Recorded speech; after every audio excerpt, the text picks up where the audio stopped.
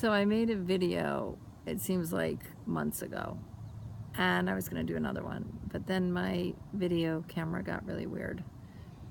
And that has been sort of the story of how things have gone in this new paradigm, ascension time.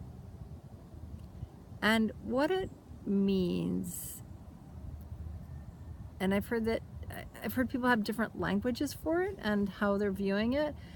However, we're all looking at this similar concept, which is the ego part of humanity is disappearing, the part that acts out in different ways, more in a reactionary way.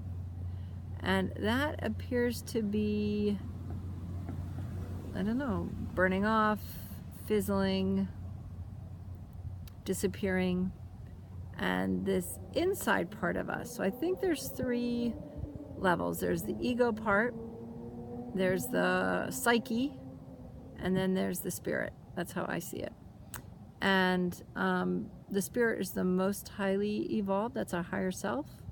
And then the psyche is pretty decent. It's the like a bigger emotional part with some wisdom. Maybe you might say that's like third eye stuff. And then the ego is just this conditioned, wildly thrashing about kind of part of us. And we have all three of them. And that wildly thrashing about, the one that makes us feel less in control or kind of messes up stuff, muddies the water for us, that one is disappearing. Because that's the conditioned one. That's the one that has these beliefs that other people gave us. Society, watching television, parents, religion, schools, just weird information that we got imprinted with on the ego level. Then there's the psyche level, which is a more gentle way of being. It's I would say it's sort of the verge of awakening, where we know there's something different and we can act from that place. That's, I think, where you find compassion, thoughtfulness, that's all on that level. And then the spirit level, this divine higher self level, that's the one that's really like, it's just coming out of us.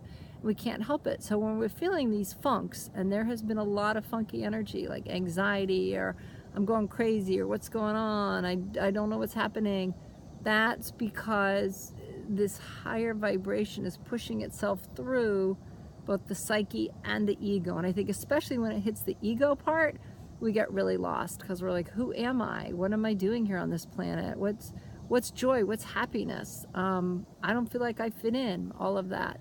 So it's been an interesting journey, and it's going to continue to be.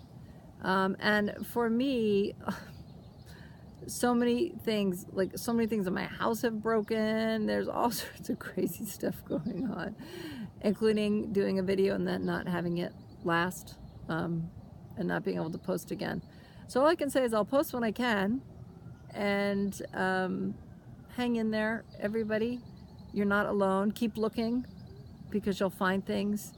I'll post something on Facebook or Instagram, and then a friend will share with me someone saying a similar thing. Again, different language, using different perspectives.